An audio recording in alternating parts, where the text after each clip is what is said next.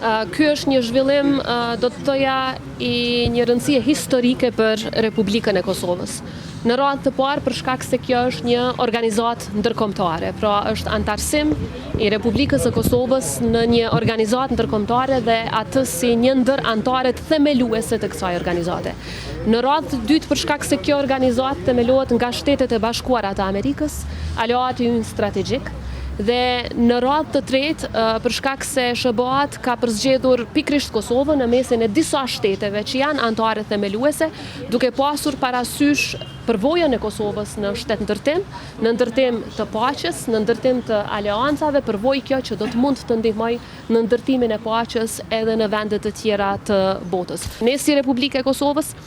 sado që jemi shtet i vogël, mendoj që mund të kemi kontribut të madh në realizimin e këtyre synimeve dhe jam duke punuar shumë afër me Shtëpinë e Bardhë në mënyrë që kontributi ynë të jetë konkret, të jetë specifik dhe të jetë domethënës. Një gjë e tillë nuk është përmendur në dokumentacionin që na është dërguar, ju e keni parë edhe vetë ftesën, por edhe në dokumentacionin përcjellës nuk përmendet çështja e ndonjë pagese i lihet shteteve që këtë gjë ta bëjnë në mënyrë vullnetare.